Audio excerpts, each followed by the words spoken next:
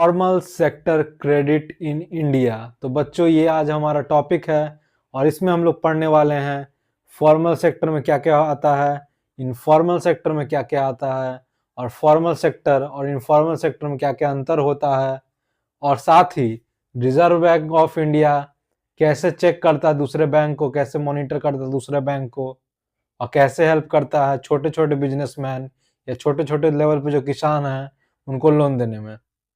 ठीक है, तो सबसे पहले समझते हैं फॉर्मल सेक्टर में क्या क्या आता है। तो सबसे पहले देखिए फॉर्मल सेक्टर में क्या क्या आता है। बैंक्स आता है, कोऑपरेटिव्स आता है, जो कि मैं पढ़ा चुका हूँ कोऑपरेटिव्स क्या होता है। बैंक तो आप जानते ही हैं, जो कि क्या देता है हमको, लोन देता है। क्या देता है, लोन देता है। ठीक है, अब देखिएगा इनफॉर्मल सेक्टर में कौन कौन लोग आते हैं। तो मनी लेंडर्स आते हैं, यानी साहूकार वगैरह, हमारे दोस्त यार हुए, रिलेटिव्स हुए, रिश्तेदार हुए हैं। तो ये भी हमको क्या देते हैं, अगर हमको जरूरत पड़े तो क्या देते हैं, लोन देते हैं। क्या देते हैं, लोन देते हैं। ठीक है, अब देखिएगा 2012 के डेटा के हिसाब से, कौन से साल के डेटा के हिसाब से, 2012 के डेटा के हिसाब से गांव रूरल एरियाज में, मतलब ग्रामीण क्षेत्र में 33% जो लोन लिया गया है वो मनी लेंडर से लिया गया। 33% जो लोन लिया गया किससे लिया गया है, मनी लेंडर से लिया गया, यानी किससे लिया गया है, साहूकार से लिया गया है। ठीक है, तो इतना आपको समझ में आया।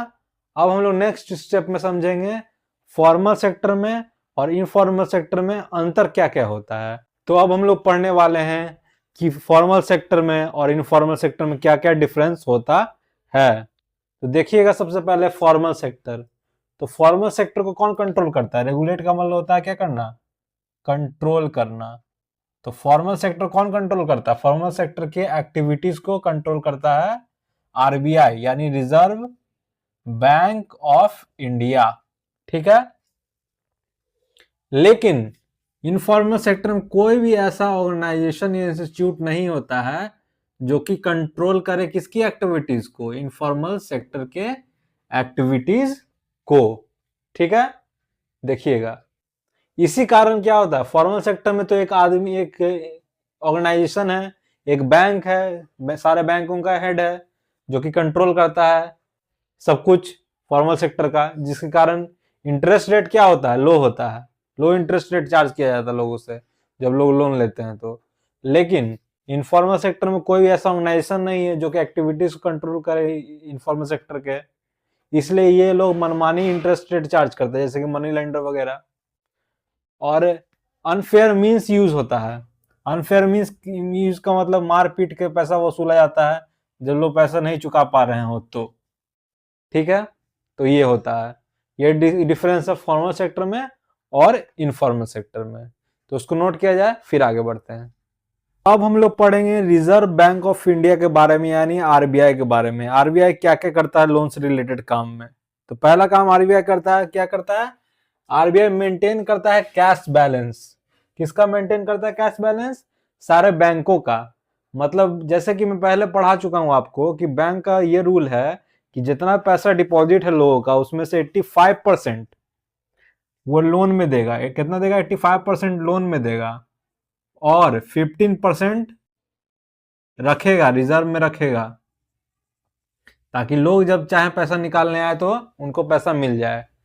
लेकिन ये ध्यान रखेगा आरबीआई कि कहीं ऐसा ना हो बैंक 100 का 100 पैसा, 100 का 100 पैसा क्या कर दे, लोन में दे दे, ताकि क्योंकि बैंक का तो कमाई लोन ही से। तो ये इंश्योर करता है आरबीआई कि कोई भी बैंक ऐसा ना करे कि 85% की जगह 100% पैसा जो है सब लोन में दे दे। तो ये इंश्योर करता है बैंक, इसको कहते हैं मेंटेनिंग कैश बैलेंस, आपके एनसीईआरटी में लिखा होगा। दूसरा बात है कि बैंक इंश्योर करता है लोन दिया जाए छोटे छोटे किसानों को, जो छोटे लेवल पर किसानी कर रहे हैं, फार्मिंग कर रहे हैं, और छोटे बिजनेसमैन को। मतलब ऐसा ना हो कि बैंक सिर्फ बड़े बड़े बिजनेसमैन को पैसा दे, लोन पे पैसा दे, क्योंकि ज्यादा फायदा तो उन्हीं को देने से होगा। ठीक है, तो बैंक ये इंश्योर करता है कि छोटे छोटे किसान जो छोटे छोटे लेवल पे फार्मिंग कर रहे हैं उनको लोन मिले, और जो छोटे छोटे बिजनेसमैन हैं, छोटे छोटे दुकानदार हैं, उनको लोन मिले आसानी से। ठीक है, ना कि सिर्फ बड़े बड़े बिजनेसमैन को लोन मिले या बड़े बड़े ट्रेडर को लोन मिले। अब देखिएगा आखिरी चीज, बैंक समय समय पे चेक करता है कि लोन किसको मिल रहा है, कितना मिल रहा है और किस इंटरेस्ट रेट पे मिल रहा है, किस इंटरेस्ट रेट पे दिया जा रहा है लोन। तो ये था आज का वीडियो। अगले वीडियो मिलते हैं, तब तक लेकर चैनल को हमारा लाइक शेयर एंड सब्सक्राइब। और अगर आपको नोट्स चाहिए 9th या 10th के एसएसटी का तो ये नंबर नोट कर लीजिए। नंबर है 9065770003। इस पे आप व्हाट्सएप करेंगे और लिखेंगे, अगर आपको 9th का नोट्स चाहिए तो लिखेंगे 9th एसएसटी नोट्स। अगर आपको 10th का नोट्स चाहिए तो लिखेंगे 10th एसएसटी नोट्स। चलिए अगले वीडियो में मिलते हैं, धन्यवाद।